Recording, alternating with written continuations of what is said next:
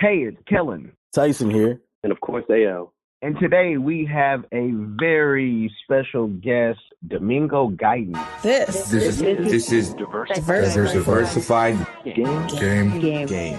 A podcast giving entrepreneurial advice from a diverse and inclusive perspective with Kelan. He may agree, he may oppose, and it's more than just race, it's about, ideas. Tyson. When you're going against the odds, you've got to be creative, you've got to innovate, you've got to stand out. And AL. Focus more on execution and application and less on excuses.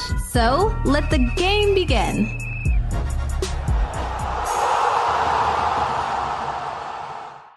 He has so many titles. We're going to let him even talk about everything that he has in the past and the current, because Domingo Guyton has been a rapper. He has been a professor, real estate mogul. A lot of people don't know that. International traveler, and of course, a film director, being the first film that I saw from him yesterday, today, and forever, which was a great film, is a great film, a timeless piece you can still watch to this day and get fed spiritually. It's not one of the Hollywood films that go off and make, monsters out of biblical times. But Domingo, welcome, and how are you doing? Brother Kelan, I'm well, man. Thank you so much for the invite, man. This is awesome to be here with you, brother. All right, thank you. We appreciate it. Yeah, and anytime, man. Talented business people, I told you, Domingo, I watch your life and say, oh, that's how it's gonna be when I grow up. Being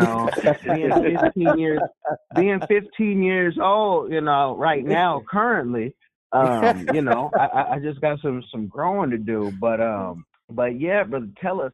I mean, I see new music. I know movies. Stay passionate. What is going on with you? Talk to us. Hey, brother. Well, what's going on with me is I've been on this 12-year journey, putting together this modern day film about a modern day Jesus walking around inside the inner city. And we worked on the film in 2010. We shot it, edited, put it all together, released it 2012. We got about 5 or 6 awards, film festivals in 2013, began putting the script together for the extended version in the end of 2014, just finished the script up in 2018. So never did I believe that it would take 4 years to get the script better, but what a journey. That's all. I mean, that's the short end of it. Okay. Yeah, that's the short end of it. This is a very long story, and I would love to keep the energy moving and going. But it's been an extensive amount of learning, and I'm very grateful for the process. So, I mean, 12 years, 4 years to get the script right and adjusted and additions and subtractions, I'm sure. So in that journey of doing all of that stuff, I mean, one, what did you feel like you needed to change, or what were you directed or guided to change?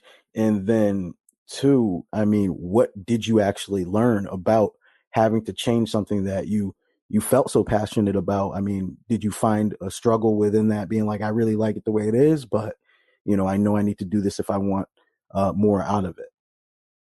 Well, it was a process because, number one, I'm a music guy who has snuck through the back door of the film industry. The Lord placed, I've been doing music now 25 years, music production, and we began doing music videos about 19 years ago. And then through the music videos, I got approached by Lest We Forget Travel and Slavery Museum out of Philadelphia. And they approached me about 12 years ago and said, hey, we love what you're doing with these music videos. We've been wanting to do a movie. Can you shoot a movie? So in my mind, in my business mind, I'm like, all right, wait a minute. I ain't never done a movie before, but if we're doing music videos and music videos are 5 or 6 minutes long and the movie is 30 minutes, well, that's just, if it's 5-minute music video, that's just 6 music videos linked together. I'm like, yeah, we can do a movie. So Right. that was sort of how I started doing film. And lo and behold, 2007, we go to HBO Films in Martha's Vineyard, and we win Best Documentary. And it's like, wait a minute, maybe there's something to this film thing. So then that's when we started working on film. And so with my script, I said, hey, I got an idea. I paid a little $75, took a little 6-week class on script writing and wrote a script and then we just run and gun, grabbed the cameras, go and shot this 46-minute version of what Kelan was talking about, Yesterday, Today, Forever, YTF. And we shot that, and we ended up getting 5 awards for it. And then it's like, okay, let's take this to the next level. And I had brought in a screenwriter who helped me, but still in the 4-year process, there were still holes in my plots. There were holes because I'm not a screenwriter. And it's not, so even when I brought somebody in, we couldn't see eye to eye because I knew where I wanted to go. She's like, hey, this is structurally wrong. But I was being hard-headed, like, nah, I got a vision. Let's do it. Let's go. I just want to hurry up and get the script so I can go out here and shoot. Just trying to rush the process. I ended up bringing on 2 or 3 more screenwriters in that 4-year process, and they were saying the same thing. Look, man, you got to get the structure of the story right. You're just thinking like a music guy who shoots a music video, but there are certain plot points, there are certain pieces to the story that have to shift and change at times. And it took 4 years for me to really get that. So it sounds like in that process, you learned something that a lot of entrepreneurs and a lot of businesses learn, which is structure is important. Is that what I'm hearing? Right? Very, very, yes. And so, obviously, nothing against the time frame and everything, but that just the mindset and the kind of hard-headed side of Domingo in that situation. Did you kind of look when you got the 3 other screenwriters coming in and saying, like, you need to focus on the structure and change things? Did you look back and say, man, how much time have I kind of wasted not taking the first advice? Or how did that run through your mind, and how did you process it to not get offended and not kind of, curl up, but actually use that to move forward? Well, I've always been one who I love when people are brutally honest. Mm-hmm. And I love when someone comes to me and says, hey, you know what? That project really did suck. And let me tell you why. And I can sit there. I am one who can honestly sit there and be so grateful for the feedback and then go back into the lab and do what I got to do. So I've never been one who sort of, wears my attitude on my sleeve and like walk around poor me. So in that process, as I was learning, I was like, man, this is what Sid was telling me, Sadiqa, this is what she was telling me before. Like, there's structurally issues with this, and I just couldn't see it. And I had to, as a screenwriter, I was 3 years old. I'm still a toddler. So I didn't, I had to go through that tough process. And I'm grateful because now I look back and the story is so much more stronger. I can give people the plot. I can tell people who the main character is. All of those intricate pieces are now in place, and the story is so much stronger now. Well, Domingo, I can think of a couple, scriptures that, because wise counsel is a thing all through Proverbs, whatnot. But that's kind of why we build this. We built this podcast to talk about business and the ups, the downs, and so I appreciate the honesty that it took 3 experts to tell you, yo, this is how we would revamp it for the full feature, because I know it's serious money that you needed to raise, and that's just that lets us all know, because none of us are experts in everything. But that sometimes we try to take one success and think we'll be successful in something else. And medical doctors have a big issue on this. I know you see this given your relationship with medical doctors. They all think they can fly a plane and run a business. But even they need to get some structure, because you'll lose your whole hat no matter how much money you think you're making. But now that, things are kind of coming together. Do you have an estimated time for when you will release the project, or at least start maybe even building more, or filming more to Well, complete it? I'm at the point now where I am in the fundraising mode. I went live last year. After the script was finalized, I was able to have it copywritten, send it over to the guild, and make sure all of my legal stuff is together with the story. I went live last year and began raising funds.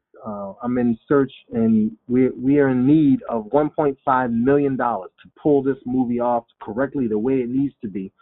And I am very far away from that number. So I'm in that mode right now, raising funds. When will it come out? That I do not know right now, but I can tell you when the good Lord allows this to come out, it is going to be groundbreaking. And it's going to be groundbreaking because it's an approach to the gospel that has never been done, number one. Number two, looking at the racial climate of our country and all of the nonsense, not only the racial climate of the country, but looking at the racial climate of Christianity. This is just going to do a lot of healing and a lot of clarity in a lot of different ways. So this is going to be groundbreaking when it comes out. Okay. With that in mind, obviously the fundraising, and then that obviously affects the time frame. Is there going to be, do you see there being a need for another update to the script or anything like that to fit in some of the more current things that are happening right now? Or Yeah. do you okay. Yeah, That was my there's only question. no, I am leaving room for the director to there are certain aspects of the story that will not change, but there are certain and even actors, there's room for the director to do some tweaks as far as modernizing and making sure we're up with the times, and even the actors, the characters themselves. Besides Jesus, when Jesus speaks, he is quoting directly out of the Bible, New Living Translation, but everything around him is in a modern context. So everybody except Jesus has some flexibility to make sure that this story is told in the current context that we're in today. Gotcha. So Domingo, like in terms of the inspiration of interjecting Jesus in the modern world, what was the inspiration behind that? Like, how has like your life experience led you to this point of like that aha moment? You know what? I want to make a film that's going to touch upon Christianity. It's going to talk to the times, but also inspire people to kind of see things from like a broader perspective that's like faith based. That's a great question. I mean, I came to the Lord. I came to the Lord by way of the Ku Klux Klan.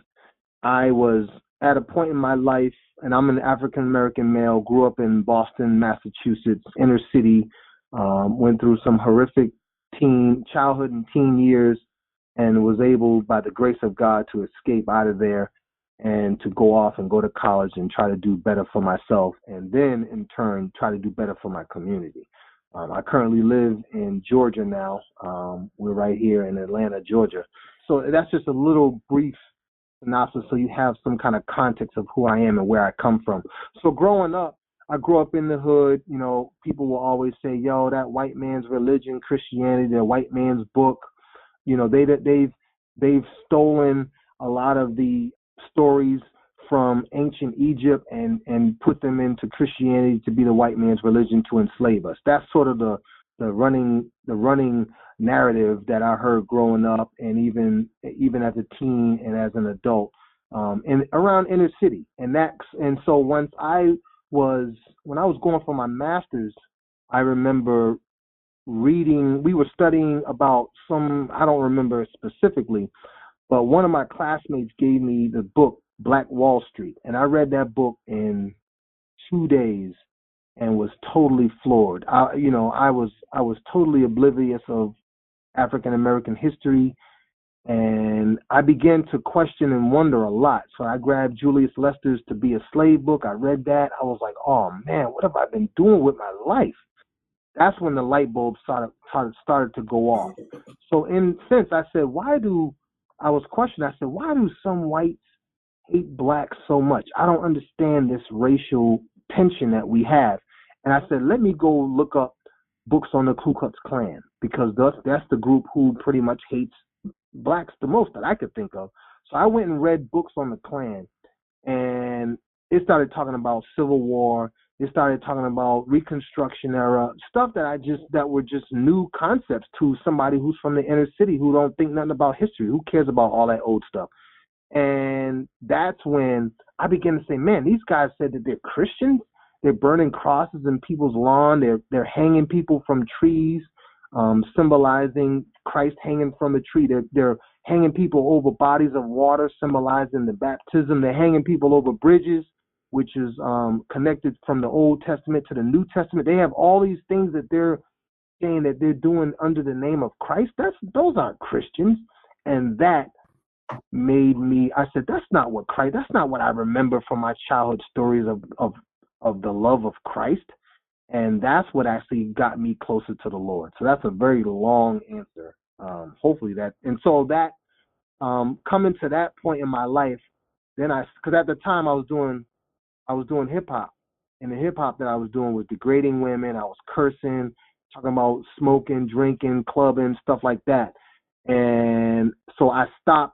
Once I started reading books on the history, I stopped using the N-word. And then I stopped cursing. I stopped degrading women. And it was a perfect opportunity for Lord to change my heart. And then I crossed right on over into a new life with the Lord Jesus Christ. Wow. Wow. Okay. Yeah, Domingo, you didn't even get into the story how you infiltrated them, but that'll be for part 2. I'm making that up. Yeah. But what is that? I mean, that sounds like almost the plot of the Black Klansman right there. Like how he infiltrated them. Like, yeah. Well, one thing about Domingo is, and this will go into his other movie. Even though he's a young guy, he has a documentary on himself. And when I saw that movie, I said, man, this cat was filming himself, Freaknik style, like 90s, with the JVC. And, wow. It's a real story. And it talks about kidnapping and everything. So I'm not going to give it all away because I want people to go, be able to check it out. But it will not put you to sleep because, it's a real life. But talk about even the documentary part on that, because you were filming before many folks even had a camera or had access to a camera. So being in the hood, how are you so rich to get that $1,000 plus camera back in the 90s? I'll tell you exactly how. I have to give credit to my uncle. See, my uncle, he always walked around with a camera. He always took pictures. And then I remember being in the 7th grade, and they made all of us buy a camera. And they were talking to us about photography. And so when they made me buy a camera, I started walking around taking pictures in the hood. Like I would go outside and take pictures of my boys. We'd be out there, dribbling the basketball in the middle of the street. We'd be out there without clothes on, so I started walking around taking pictures. And then once the guns and the drugs started coming into the community, I'd be walking around taking pictures because that's what was outside. And so it really came from my uncle, and then it came from my school making me get a camera. So then I just became infatuated with cameras. So I just started taking a lot of pictures. When I got to college, that's when I was 17 years old. I was an hour away from Boston. I just came out of a whole bunch of nonsense in the street. And I went to college, and I met some guys who were like rapping, and we started rapping, freestyling together. And we entered this little contest just to do it and end up winning $250 in some talent show contest for rapping. It was like, what? We just won $250. I mean, you're talking to like some 18-year-old kids who just joking around in the college dorm room who just go over to an open mic and win $250. We're like, yo, this is serious. So at that point, I was like, yo, I got this credit card. Let's go to Sears and let's go get a video camera. So then we went to Sears, and charged the video camera on my credit card for like $1,000. Like you said, it was like $800. I was like, let's don't care about the price. Let's go capture these memories. And so we'd be like freestyling in dorms with the camera. And then, of course, you know, we're going to be the girls, they want to get on camera. We're like, oh, okay, Ma, you want to get on camera? And so then it started turning into all kind of crazy stuff. It just captured, and then I'm a pack rat, so then I just saved all the footage. And it's just crazy, man. What God has brought me through is just, when I sit back and think about it, I just sometimes just want to cry. Like, wow, I feel so honored to be alive. I'm 43 years old today. I remember when I didn't believe I would see the age of 20. I remember being 17 and like, yo, I'm going to be dead before I'm 20 years old. And now I'm 43. Like, it's just amazing, man. Because many of us in a faster life, you know, it's like, man, when is my demise? Because you see so many other folks, you know, fall, and you know, and you know, I always tell people, an in-house cat lives longer than an alley cat, you know. So, and whatever keeps you inside, because I know, and this is the next thing, because I heard some of your new lyrics. And I know a lot of people say, oh, man, that God thing, I can't get with it, or I'm going to Islam, but they never even go to the temple. Or, you know, they say, hey, I'm a black Israelite, or I'm a Hebrew Israelite, or whatnot. And that's whatever you are. But, you know, I feel that you're one step closer possibly to, you need a relationship with God, and you need to know what that is all about, what that love is all about. And a lot of, you know, Jesus is the only way, so I don't get caught up in denomination. But, I got you. But, you know, and I know there'll be someone say, nah, man, you guys have to understand, you know, that there was no J and there was no this and that. You tap into some of this Hebrew Israelite, you know, slander and what, you know, this new Wakanda, you know, black pride, which is a beautiful thing, but now folks read one book and it ain't even the Bible. It's not even the Holy Scriptures at all. And they get some wisdom. So you're tapping into that in your new music hard. You're hitting that harder than a lot of people that I'm listening to, especially on the faith-based side of music. So talk about what's inspiring that and where you want to go with that and the message you want to put. So I was invited. Thank you, bro. I appreciate that, man, because it helps me to flush out this stuff that's been sitting in my head. And so I was invited to go to South Africa a year and a half ago, and I went to South Africa, and I mean, that's my first time being on the motherland. And we were there, and I did like 6 concerts, and was talking to, you know, we were there for doing ministry, talking to the people in the villages about Jesus. And it felt weird at one point. I was like, wait a minute, Jesus was born in the continent of Africa, and I'm coming from North America, all these miles, 6,000 miles. I'm coming from Atlanta, Georgia, coming all the way over here to South Africa to tell y'all about Jesus, and he was born on this continent. Something's wrong. And that's when I began to just sort of dive into the scriptures. I began to dive into the history, start talking to my elders. I start talking to people who, you know, had those strong views as far as Hebrew Israel. I started asking questions, and it took like 2 years to write this song. The song is called Jesus is Real, and I've been putting excerpts out of it. It's already up for pre-order. If you go to iTunes and you put in Domingo Guyton South Africa, you'll see the project right there. It's on pre-order, and it's going to release It's going to release on April 27th, 2019, which is the 25th year anniversary of apartheid for South Africa. So the project's going to release on that day, and that's when everybody's going to hear the lyrics. And it's like the song is like 7 minutes long. It's probably the most craziest thing I've ever written. It took me like 2 years to write the song alone because of all the research. And I did whatever. I just spoke my heart and almost passed out in the studio after doing it. Wow. That's deep. That's deep. Right. To what Domingo and Kel said, my grandfather and I were like, we always chop it up. And though he says it in jest, I mean, there's a lot of oomph behind it. So you better find God before God finds you. Right. Right.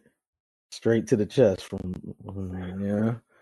Now, well, and I want to be a little more controversial. And I didn't mean to cut you. No, go. I want to be a little. What exactly are you? I mean, and I love how you said, how we're coming to the continent to tell them something that you would think they'd already know, and that's deep, and that's a conversation. But I'm hearing some lyrics in there that it's like there needs to be like a sit down with, and it may be only a certain fraction that with the Hebrew Israelites, but that you're hearing stuff that you don't like. And I'm saying that because I'm hearing stuff from certain fractions like, come on, dude, you really can't believe that we have no connection to Africa, and so is there anything particular that you are trying to flush out of that teaching or a certain sect of that teaching, in your lyrics? There's a few. First of all, when you're talking to, and put it this way, as you're talking to a lot of evangelicals who have grown up and because of this country and the way race has played out, in a lot of ways, they have been trained. And pretty much, if you Google Jesus right now, you're going to see all these white pictures of people who look like Michelangelo's cousin or uncle or all these other people. And that's pretty much who people have been conditioned to see Jesus as for centuries. And if you Google that, you'll see those images. And that, I think a lot of, when you talk about white supremacy or white privilege, a lot of that comes from Christians who have been ingrained into believing that this is who our God and Savior is. And it's like, wow. Like, if you look at, some people say, oh, no, he wasn't Jerusalem, Bethlehem, that's in the Middle East. Like, what continent is Middle East on? Let's be real. And you know what I'm saying? And now we're getting in the Arabian Peninsula. I mean, now we're getting into Samana. Now we're getting into, and then I had put in there, I had said, for the lyrics said, some say that they are from the Middle East, but that's a 19th century term, just to say the least. Bethlehem, Jerusalem, and Africa no more. That's like calling Texas a state before 1844. It's not possible. California, Utah, New Mexico, Arizona, some of Wyoming, Colorado were all Mexico. And this is before the war in 1848. So, like, let's be real. Like, you want to say Mexico? Like, all of that. Cali, Nevada, Utah, New Mexico, Arizona, all of that was Mexico. But now we have a border. You got a president talking about putting a wall up. Right. Right. Wow. And that's like, wait a minute. If you read the scriptures, when King Herod heard about Jesus, he was like, yo, we're gonna kill all the boys in Bethlehem. So basically, Jesus' parents, they fled to Egypt. They didn't get on a plane. They didn't get on a boat. They walked. They walked to Egypt. So come on, man. Let's be real. And so that's sort of where that's one piece. And then another piece that I'm really talking about is this whole translation of the Egyptian mythology and saying that, the Hebrew alphabet, there's no J. I'm like, whatever. It's a translation. We say Y to J. But if you want to get real deep about it, Gerald Massey, Ernest Budge, and Sam Birch, they're all white Egyptologists that started to discredit the church. So no, Horus ain't Jesus. There's no comparison. And I said, I'm with Frederick Douglass. The Christianity of Christ I love and make it a point to live out in my life. But the Christianity of this land is by far the most widest of the two, like the Klan Klux Coup and the Holy Ghost. Those are two different ghosts. The Ku Klux Klan and the Holy Ghost. That's how wide the separation of Christianity is in our land due to racism. Right. How can we believe in something so similar and so close, but have such a wide-ranging, I guess, way of expressing our beliefs? Yeah, that's true. Yeah, no, that and that's what I was trying to get to, because it sounded like you had a real message in that, and it's not to we don't want to beef with anybody, but it's just so much mess going on outside of even the presidency. Just in our own community, But being a citizen of the world, and when you travel, if people travel, this racism could die, because even calling something on the white supremacy, I don't feel any man is supreme to me. But also with traveling, the whole world isn't America, and America has its own problems. When you go anywhere else, you're just an American, just another crazy American, Right. traveling expat, whatever. And there'll be some of the whitest places in the world where, you'll be welcomed, whether it's the church or the home. So I just, I just love to kill all that nonsense, because a lot of that nonsense comes from people who haven't been able to experience anything outside of their comfort zone. And America is definitely a comfort zone. Only place you can spend, $500,000 and live in a house that you might never pay off and get a car the same year, and a couch and a TV, because Rent-A-Center will work with any budget. But yeah, that's beautiful. And when people are going to ask, oh, how does this relate to business? Man, he just gave you the business. It doesn't to make $1 million or $1 billion, doesn't mean anything if your soul isn't taken care of, because then you don't know how to treat people. And Domingo, I mean, I don't want to tap all the way in his business, but when I said real estate, I mean, the man, he says he lives in Atlanta, but if he wanted to live back in Massachusetts, he could pick which house he'd want to be in. I'm going to stunt. Just to speak on that, I'm praying hard. In 2 weeks, my wife and I would have sold the last piece of property we own in Massachusetts. So it's supposed to close in 2 weeks. So I'm praying that all goes well, and I actually will be officially owning no property in Mass in 2 weeks. So that's what we're praying for now. So you can pray for us on that. Okay. We'll definitely throw that one up. Yes. Now, if you don't mind, what area of Massachusetts was your property in? Because I'm a Mass native, so. Oh, awesome. So we owned a house in Framingham, and then we owned 2 condos in Worcester, and then we owned another house in Worcester.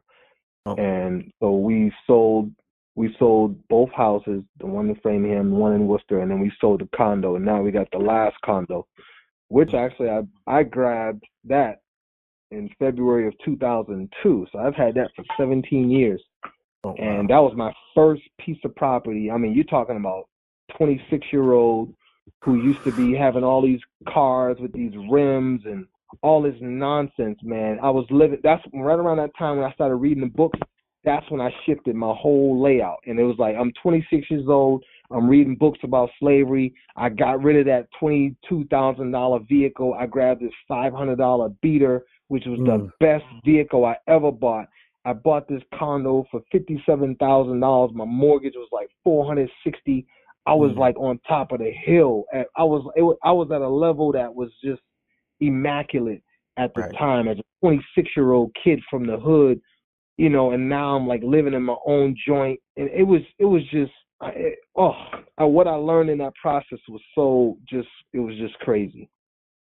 Yeah, so it sounds like we're gonna have to have you come back, and we might have to dive straight into real estate business and mindset, especially because I feel like often now you look at the younger generation and they're not doing what you did at 26, and now that you can look back and you see your investments paying dividends now, it's kind of like that good correlation there to be like, hey, do this now, so that way when you get to where I'm at, this is what it looks like.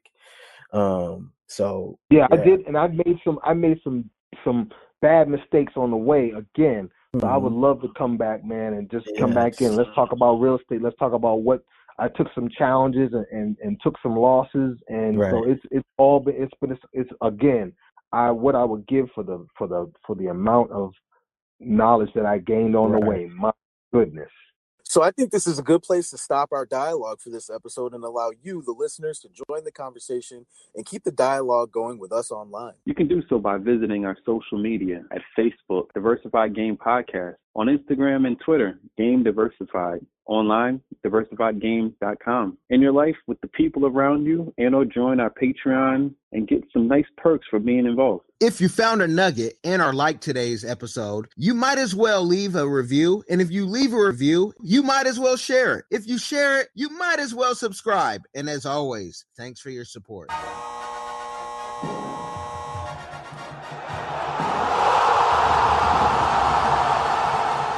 Thanks for getting in the game and listening to the Diversified Game Podcast with Kelan, Tyson, and AL. The #1 show pairing entrepreneurship with diverse and inclusive perspectives like wine and cheese, bagel and lox, fish and grits.